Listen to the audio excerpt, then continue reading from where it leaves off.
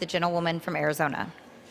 Thank you, Madam Chair. My amendment would strike the requirement that at least $750 million of global health programs shall be made available for so-called family planning, a funding stream that can support domestically based non-government organizations that support the global abortion industry. Regard for human life has never been higher.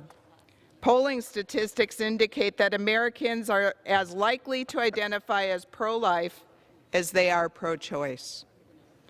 A Marist poll shows that 75% of Americans would limit abortion to the first 3 months of pregnancy.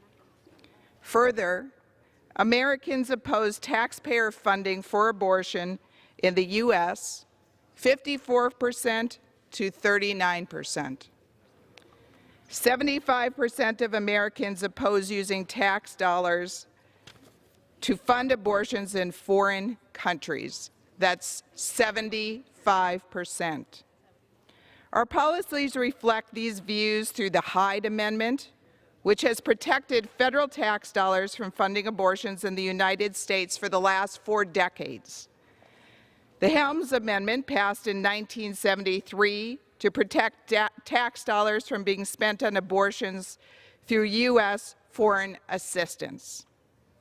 Most recently, President Trump has committed to Congress and to the American people that he will veto any legislation that encourages the destruction of innocent human life at any stage. Our President has also courageously reinstated the Protecting Life in Global Health Assistance policy, which prohibits foreign non-government organizations from performing and promoting abortion as long as they are receiving U.S. tax dollars. However, domestic non-government organizations are still using federal tax dollars to perform and promote abortion abroad. In the State and Foreign Operations Appropriations language, we use the word family planning and reproductive health to disguise giving grant recipients license to permeate foreign countries with abortion. Promoting abortion in poor, developing nations undermines our purposes in providing life-saving assistance, and I believe disrespects the cultures and sometimes the policies of those nations.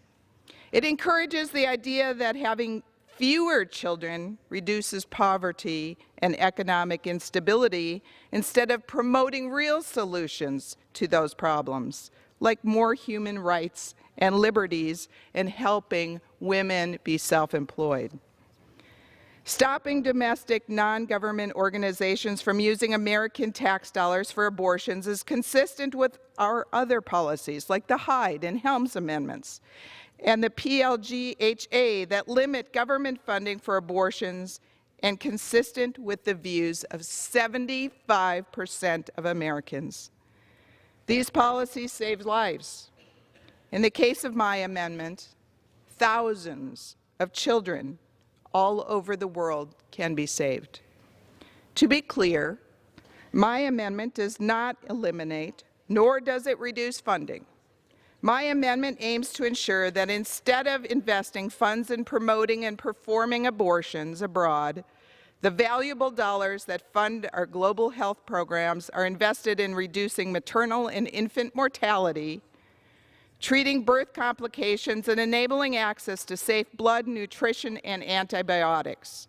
These dollars should be used to provide quality obstetric care and true humanitarian assistance to those in need.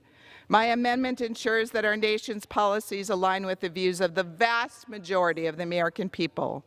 We must not allow this onslaught on children to continue being promoted in foreign nations, and especially not with our tax dollars. Children are a source of hope, prosperity, and development.